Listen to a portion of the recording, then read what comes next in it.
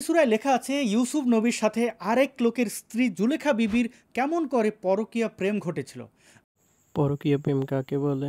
তুই কি আমাকে বলবি? থাক তুই মূর্খ, তুই পরকীয়া প্রেম কি এটাই জানোস না?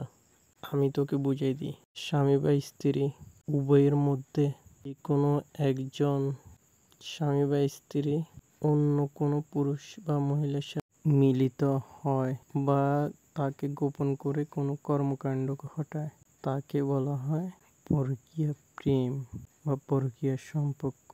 এখন আমাকে বুঝে এখানে আল্লাহ নবী ইউসুফ আলাইসাল্লাম কখন তার সম্মতি দিয়েছিলেন বা ওই ধরনের কোনো কর্মকাণ্ড ঘটাইছে? উনি এর ভিতরে কোনো জড়িত ছিল? আরেক জায়গায় লেখা আছে ইউসুফ জুলেখা কে কাকে কোন দিক দিয়ে হান্দাইয়া দিতে চেয়েছিল সেসবের বিবরণ। কোন আয়াতে বলা হয়েছে? মূর্খ কোথায়কার, সামান্য জ্ঞান বলতে নাই। গরু তো তোর থেকেও ভালো, তুই গরুর থেকে অদম, গরুর থেকেও তো। সরি, আমাকে ভুল বুঝবেন না, কোরআনেই এরকম লেখা আছে। চলুন কোরআনে কোথায় লেখা আছে ওইটার আগে প্রমাণ দে। কোরআনে লেখা আছে শয়তানের বাচ্চা। এই সূরার 23 নম্বর আয়াত থেকে আমরা একটু পড়ে দেখি।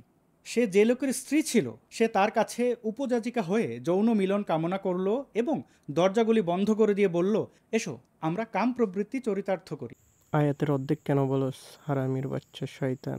সম্পূর্ণ আয়াত শেষ কর। বুঝতে পারলেন তো? জুলেখা বিবি আরেক লোকের স্ত্রী থাকা অবস্থায় দরজা বন্ধ করে দিয়ে ইউসুফকে বলল, এসো লাগাই। আপনারা কি বিশ্বাস করেন এই আয়াত আল্লাহ নাজিল করেছেন? এই লাগানোর আয়াত পড়লে প্রতি হরফে আপনারা 10টি করে নেকি পাবেন। আচ্ছা, একটু ভেবে বলেন তো, চটি গল্পের বইয়ের সাথে এর ব্যবধান কোথায়? ব্যবধান হচ্ছে মূর্খর বাচ্চা, মূর্খ তুই শুন, তাহলে বুঝবি তুই কত বড়। তুই আয়াত যে বিকৃত করে পড়তেছস এটা কি মানুষ বুঝে না? মানুষ এতই বোকা? তোর মতো মূর্খ সবাই। সে বলল, আমি আল্লাহর নিকট আশ্রয় প্রার্থনা করছি, তিনি আমার প্রভু, তিনি আমাকে সম্মানজনক স্থান দিয়েছেন। নিশ্চয় সীমালঙ্ঘনকারীরা সফল কাম হয় না।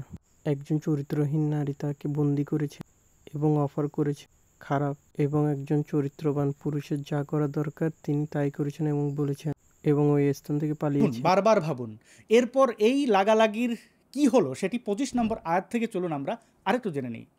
তারা উভয়ে দৌড়ে দরজার দিকে গেল এবং মহিলাটি পেছন হতে তাকে টেনে রুখতে গিয়ে তার জামা ছিঁড়ে ফেলল। যখন উনি তার চরিত্র বাঁচানোর জন্য পালিয়েছে তখন তার পিছন থেকে একটা চরিত্রহীন নারী দৌড়ছে এবং চেষ্টা করেছিল অসৎ উদ্দেশ্য পূরণ করতে, কিন্তু ইসু আলাইসাল্লাম সৎ থাকার কারণে সেটা তার হয়নি। এবং তার প্রমাণ সূরা ইউসুফের 28 নম্বর আয়াতে স্পষ্ট করা হয়েছে, নারীদের ছলনা খুবই ভয়ঙ্কর এবং মারাত্মক। চরিত্রহীন নারীরা শয়তানের থেকেও ভয়ঙ্কর হয় তাদের চক্রান্ত। তোর মাথায় এটা ঢুকবে না রে মূর্খের ঘরের মূর্খ আসাদ নূর, হারামি গাভীর সন্তান। গরু তোর থেকে ভালো। কি অবস্থা দেখেন, জুলেখা বিবি ইউসুফ নবীকে একলা পেয়ে খেয়ে ফেলতে চেয়েছে, পেছন দিক থেকে কাপড় টেনে ছিঁড়ে ফেলেছে। বাহ, কি হর্নি সিচুয়েশন।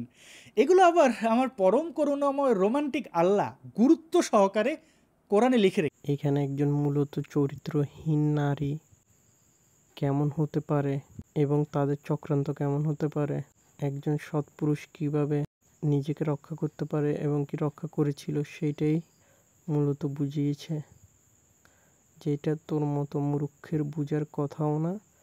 আর গাভীর মতো তোর আচরণ করাই স্বাভাবিক। বিশ্বাস হয়?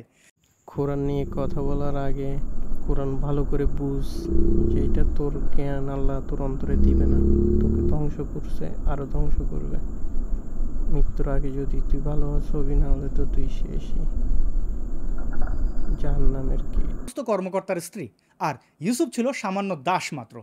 একজন দাঁত ছিল না, ছেলের মতো লালন পালন করছে, ওইটা আরো ভালো করে রিসার্চ কর।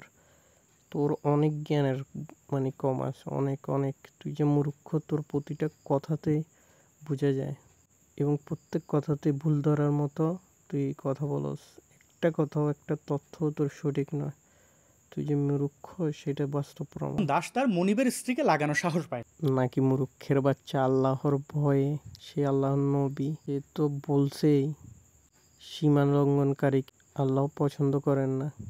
23 নম্বর আয়াতে তো তুই প্রমাণ করলি, অর্ধেক বলছস আর অর্ধেক বলস নাই, মূর্খের বাচ্চা। সোজা সাপটা এই কথাটাকে বা এই কাহিনীকে এত বিরাট করে কোরআনে বলা হচ্ছে কেন? কারণ তোর মতো চরিত্রহীনের তো অভাব নাই, যাতে চরিত্রবান হইতে পারে একজন পুরুষ, আর ওই ধরনের চক্রান্তশীল নারীদের, চরিত্রহীন নারীদের থেকে বাঁচতে পারে, আখেরাতের একটা সুন্দর জীবন গঠন করতে পারে, সেটাই বুঝিয়েছে। এবং A to Z সম্পূর্ণ চূড়া থেকে বিভিন্ন জ্ঞান উপলব্ধি করার মতো জ্ঞান এখানে রয়েছে। শুধুমাত্র সঠিক জ্ঞান সবাইকে আল্লাহ দেয় না, তোর মধ্যে তো ছিটাপটাও নাই জ্ঞানের। আমি বলবো যে তুই আমার সাথে লাইভে এসে কমপক্ষে সূরা ইউসুফ নিয়ে বসতে পারস, তোর কি জ্ঞান আছে এই বিষয়ে আমাকে জানা। আমি তোকে প্রত্যেকটা বিষয় ভুল প্রমাণ করবো ইনশাআল্লাহ।